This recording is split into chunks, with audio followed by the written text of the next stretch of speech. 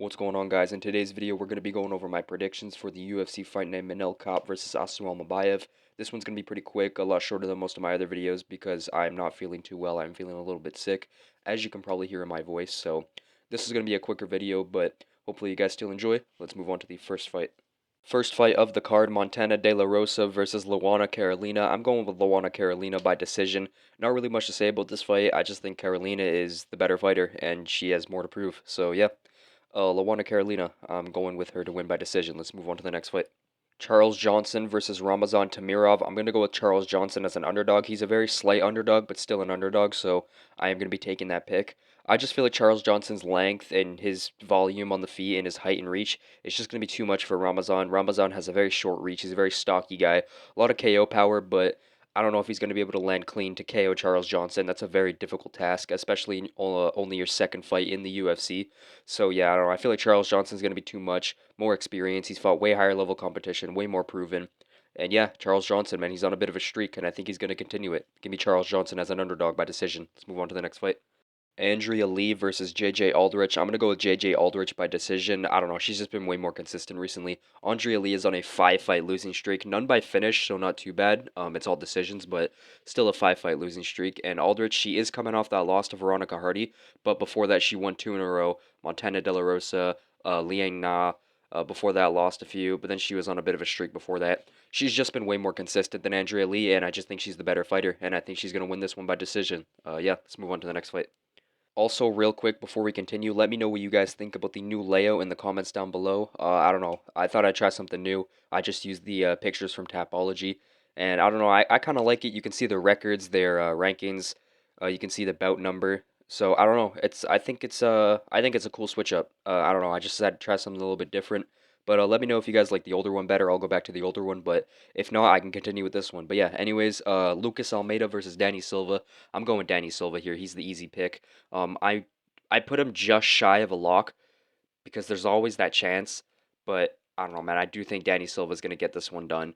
Lucas Almeida, he hasn't looked horrible in his UFC career. Like all of his losses are against good fighters. Like Andre Fili is a good fighter. Pat Sabatini's like all right. Daniel Zellhuber's pretty good. So he hasn't really lost any cans. He's losing to like good competition, but he also really hasn't beat anybody. Like Timmy Kwambao, Michael Tirizano, like he hasn't really beaten anybody. Like yeah, he's losing to like good guys, but he hasn't. His wins are mid. And Danny Silva, he's upcoming. He looks good. He looks technical. So yeah, I'm gonna go with Danny Silva by decision. Let's move on to the next fight. Douglas Silva de Andrade versus John Castaneda. I was originally going to go with the underdog, Douglas Silva de Andrade, but I decided to switch to John Castaneda. He's younger, he's been winning more consistently recently, and I don't know, Douglas Silva de Andrade, he's good, but I feel like, he's old now. I feel like he's starting to get to that point where he's, kind of falling off. Lost to Miles Johns in his last fight. Before that, beat Cody Stamann, and before that, lost to Said Nurmagomedov. Got a couple wins before that, but then also lost, win, lost. I don't know. He's a bit of a win lose type of guy. Whereas John Castaneda, I feel like he's just been a little bit more consistent in his career. A win, loss, win, loss, win, loss. And he's losing to guys like Daniel Marcos, who we know is like a good up and comer. Daniel Santos, that's not as good of a look. And Nathaniel Wood, who's solid. So, I mean, I don't know. He also beat Miles Johns, who Douglas Silva de Andrade just lost to, but that was in 2022. Um, but yeah, I mean, I don't know. He beat Muin Gafurov, who looked really impressive in his last fight. Yeah, I don't know. I'm gonna go with John Castaneda. I just think he's looked better. Losing to Daniel Marcos is better than losing to Miles Johns, in my opinion. So yeah, I'm gonna go with John Castaneda by decision. Let's move on to the next fight. Ricardo Ramos versus Chepe Mariscal. I'm gonna go with Chepe Mariscal by a decision. I'm gonna take him as a lock. Mariscal, man, he's super good, super underrated. He's this guy that he's kind of like a Christian Rodriguez, where he beats all these up and coming prospects, but he's not talked about as much. Super underrated. That got me thinking, man. A fight between Chepe Mariscal and Christian Rodriguez, that could be a sick banger matchup. Both at 145 too, so that could be fun. But yeah, man, I don't know, he's just fraud checking these prospects. Beat Morgan Charrier, beat Jack Jenkins. He's just beating these prospects, and it's because of his pace, man. This guy can just put a pace on you, and he's well rounded. He's a smart fighter. He's aggressive, and I think the pace is going to be the main thing in this fight. I think he's going to 30-27 Ricardo Ramos. Ricardo Ramos is not terrible. He doesn't lose to like hands. His last fight he beat Josh Kulibah by split decision. Before that, lost to Julian Erosa. Before that, lost to Charles Jourdain. Two first round guillotine losses in a row. So that's definitely not a good look. You don't want to be getting guillotined that much in the UFC. Guillotines are lower level submissions that you don't really get caught with if you're a high level fighter. Before that, beat Danny Chavez. He also has some other fights on here. Lost to Lerone Murphy. He has a loss to Saeed earlier in his career. He beat Ayman Zahabi back in 2017, and we know Ayman Zahabi's on a little bit of a streak, and he's fighting Jose Aldo, which is a cool matchup, I guess. Definitely didn't. I would definitely prefer Aldo to fight like more of a legend, but it'll be a fun fight. Quick early prediction: I'm picking Aldo definitely, but yeah. Anyways, back to this matchup. I'm taking Chepe Mariscal as a lock. Let's move on to the next fight. Austin Lane versus Mario Pinto. I'm taking Mario Pinto by first round TKO. Austin Lane has no chin. He's bottom of the barrel at heavyweight. He only has 2 wins. He's 2-3 in the UFC, and I don't know, man. Like his last fight, he got a win over Robeles Despain. Cool. You laid on a guy who can't grapple for shit for 3 rounds. And then earlier in his career in 2022, he got a win on the Contender Series. But in the UFC, KO'd in the first round by Justin Taffa, KO'd in the second round by Jonathan Deniz. Obviously, two guys with pretty heavy hands, but Mario Pinto seems to have heavy hands as well. So, yeah, I'm taking Mario Pinto by first round TKO. Can't trust Austin Lane, but I did make Pinto a lock because it's heavyweight, and you never know. Austin Lane could just blob max it up. So, yeah, I'm taking Mario Pinto, though, by first round TKO. Let's go on to the next fight. Danny Barlow versus Sam Patterson. This is one of my favorite matchups on the card. This is a sick prospect versus prospect matchup. And I'm going to take the underdog here. I know a lot of people are going with Danny Barlow here. Most people are saying Danny Barlow is going to win. I'm going to go against the crowd. I'm going to go against the herd. I'm saying Sam Patterson gets it done by second round submission. We haven't really seen Barlow as tested. Sam Patterson has already lost before. He's already faced adversity. He knows what to do. And he's a former lightweight, so he's got that lighter man skill. He was huge for lightweight, so a welterweight move was pretty inevitable. But since moving up to a welterweight, he's got nothing but finishes. He's on a 2 fight win streak, both by submission. And dude, he just looks like a really dangerous grappler. If you get on the ground with him, he just tangles you up and puts you out of there. And Danny Barlow, man, I don't know. I'm not liking the split decision to Nikolai Varetnikov as much anymore after seeing how badly Varetnikov got dominated in his last fight by Austin Vanderford. Like Danny Barlow, man. Like I know it's like styles make fights, but Nikolai Varetnikov is barely UFC level. I don't even know if he is UFC level. And Barlow's going to a split decision with him. And I'm pretty sure Barlow was like I'm pretty sure Nikolai Varetnikov was a short notice opponent in that fight. I think Barlow was supposed to fight someone else, and Varetnikov stepped in on short notice.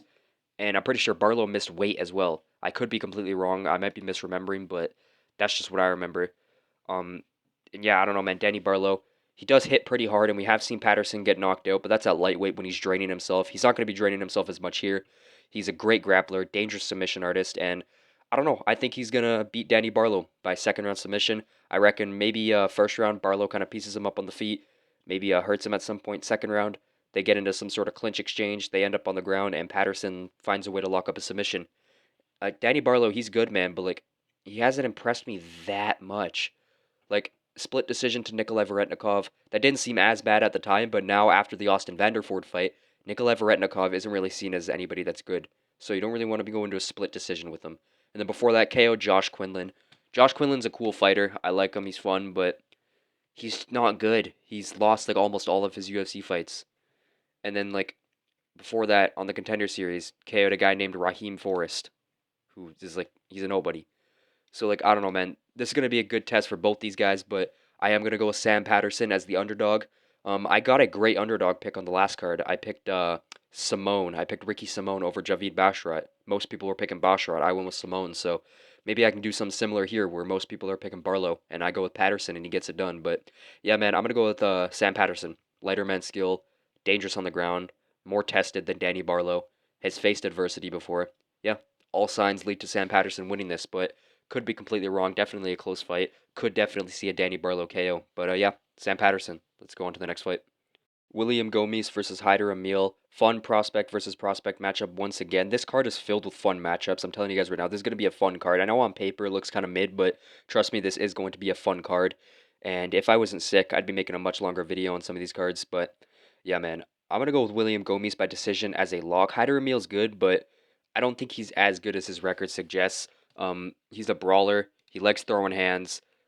He likes just scrapping, and he's dangerous. But William Gomes, man, he's just looked really impressive in his UFC career so far. Sorta. I don't know. I might take that back. He hasn't looked amazing, but he's looked pretty solid. He's undefeated in the UFC. Beat Joe Anderson Brito in his last fight by split decision. Little bit of a robbery, maybe you could say that. Very controversial split decision. I don't know. I'd have to go back and rewatch the fight. I rewatched it earlier this week. Um, when I was like making like initial predictions, like at the start of the week.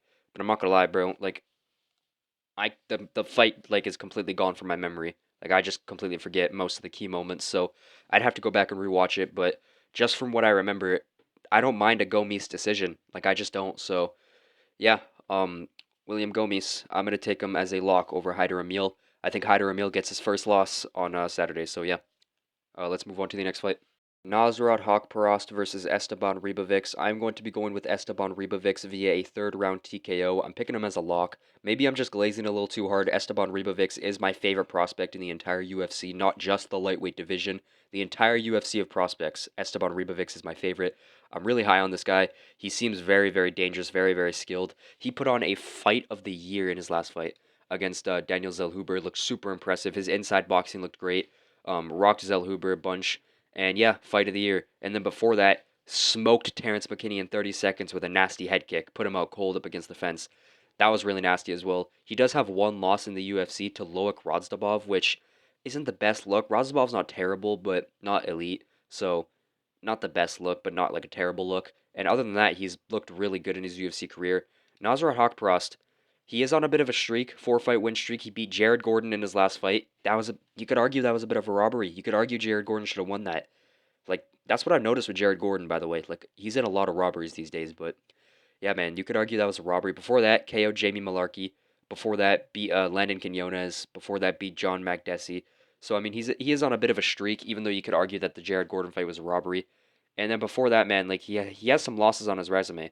Like lost to King Green by decision. I'm not calling this guy King Green. Lost to Bobby Green by decision. He just got out volumed, and Bobby Green was just the better man that night. Before that, lost to Dan Hooker by decision. Definitely not a bad look. Dan Hooker's really good. And then earlier in his career, in 2020, lost to Drew Dober by KO. And then in his UFC debut, lost to Marcin Held, which is a bad look, but it was in 2017, and fighters improve. But man, Nasrat Haqparast, I don't know, man. He's just not as impressive to me as Esteban Ribovics. Maybe I'm just glazing, but I'm going to go with Esteban Ribovics here. I think he's the clear pick. And Haqparast, man, he's good, but I don't think he's at that level. I think Esteban Ribovics can be a top 10 fighter. But yeah, let's move on to the next fight. Cody Brundage versus Julian Marquez. I'm gonna go with Cody Brundage by decision. I'm picking him as an underdog. How is this a co-main event? This is a low-level matchup. Neither of these guys are that good. Brundage is a little bit underrated, I think, in his career though. He's like obviously he's mid, like he's a low-level fighter, but people act like he's like bottom of the barrel. Like I don't think he's bottom of the barrel. Like he's near, but I don't think he's bottom of the barrel. And I think he can beat Julian Marquez, who his last win was against Sam Alvey in 2021. Like, are we serious right now? In Julian Marquez's last three fights, he's been KO'd. KO'd in his last fight in 20 seconds by Zach Reese. Before that, KO'd by Marc-Andre Barriou. And before that, KO'd in the first round by Gregory Rodriguez. Okay, you know what? Gregory Rodriguez, not a bad look at all. Gregory Rodriguez has crazy power. Marc-Andre Barriou, that's not a good look. Getting styled on and KO'd and finished by Marc-Andre Barriou is not a good look.